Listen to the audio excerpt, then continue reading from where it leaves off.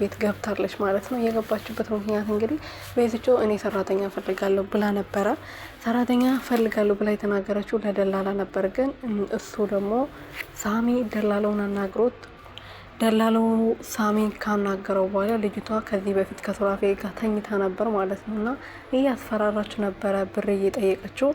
እንደዛም ሆኖ ግን ብር ከሰጣት በኋላ ጠፍታ ነበር፣ አቆማ ነበር እና ይቅርታ ማርጋለት ነበር ወይም ደግሞ ተራርቀው ነበር እና አሁን ቤት ስትመጣ ነው ከሱ ጋር እንደነበረች ራሱ ያወቀችው ማለት ነው። እና ከሱ ጋር እንደነበረች ያወቀችው እነሱ ቤት ከገባች ጋር ቢሆንም አሁን ግን ቤዝቾ እያሳዘነቻት ነው። ምን አይነት መላክ የሆነች ሴት ናት ብላ ነበር ስታወራ የነበረው። እሷን ለመጉዳት ሳይሆን የገባችው መጀመሪያም እሷን ለመጠበቅና ሱራፌልን ለመከታተል ነበር ሳሚ ላካት። እንግዲህ እሷ ደግሞ ስራዋን ራስታ እንግዲህ ከቤዝቾ ጋር አላማዋን እየቀጨች ነው። ምክንያቱም ቤዝቾ ለሰራተኛ በጣም ጥሩ ሴት ናት።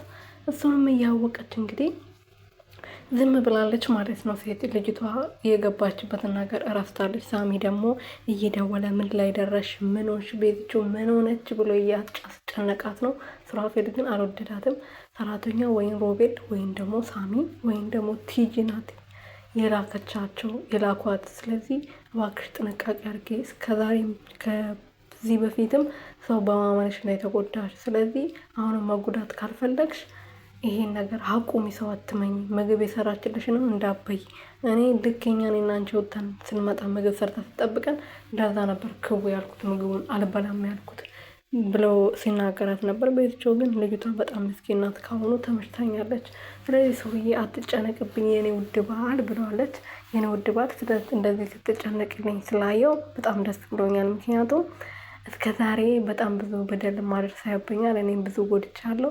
ዛሬ ደግሞ ፈጣሪ ማመስገን አለብኝ እንደዚህ የሚጨነቅልኝና የሚያስብልኝ ባል ስላገኘው ብላ እሱ ስታመሰግነው ነበር ማለት ነው። እና ቲጂ እንግዲህ ዛሬ ደግሞ መድኃኒት ልሰጣት ወደ ቤት መታ ነበር። ሰራተኛዋ ደግሞ ቤዛ ማንም ቢመጣ እብድም ቢመጣ ቤት እንዳታስገቢ ብላ ስለነበረ እኔ ማንንም አላስገባም፣ ኃላፊዎች ወይም ደግሞ አሰሪዎች ማንንም እንዳታስገቢ፣ እብድ ራሱ ቢመጣ አታስገቢ ብሎኛል ብላ ስትናገር ሮቤል ነው የላከሽ ወይም ደግሞ ሳሚ ነው የላከሽ፣ ስለዚህ ከዚህ ቤት ውጭ እኔም የሳሚ ሰው ነኝ ብላው ነበር። እና ከዚህ በፊት ደግሞ ሳሚቾ ነግሯት ነበር ስለ ቲጂ ጓደኛው እህቷና ብላ የምታስባት ሴት ነበር ከዚህ በፊት ልገላት የነበረችው። ስለዚህ ከሷ ራስሽን መጠበቅ አለብሽ፣ መጠበቃለሽ፣ ማንንም ማመን የለብሽም ከኔም ጨምሮ ብሎ ሲነግራት ነበረ። እሷ ግን አሁንም ልታምነው ፈቃደኛ አይደለችም ማለት ነው። ቤተሰብ ማለት የሱርዬ ችግር የለውም፣ ሁሉም ነገር ለፈጣሪ መስጠት አለብኝ። ሰራተኛ ራሱ ለመቅጠር የምንፈራ ከሆነ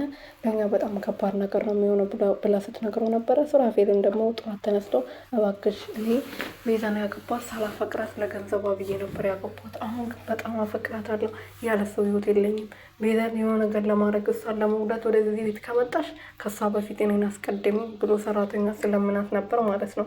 እና እሷም ደግሞ ከዛ በኋላ እሱ እንደዛ ካለ በኋላ ትንሽ የራራች ትመስለኛለች። ሲጀመር ደግሞ እሷ ቤዛን ለመጉዳት አይደለም ወደዛ ቤት የገባችው፣ ቤዛን ከሱራፌል ለመጠበቅ ነው የገባችው።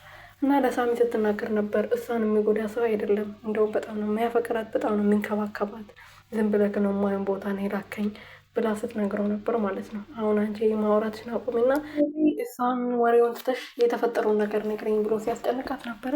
እሷም የተፈጠረውን ነገር እየነገረችው ነበር። ግን ምንም የተፈጠረ ነገር የለም፣ እነሱ ፍቅራቸውን እያወጣጣፉ ነው፣ እያሳደሱ ነው ማለት ነው።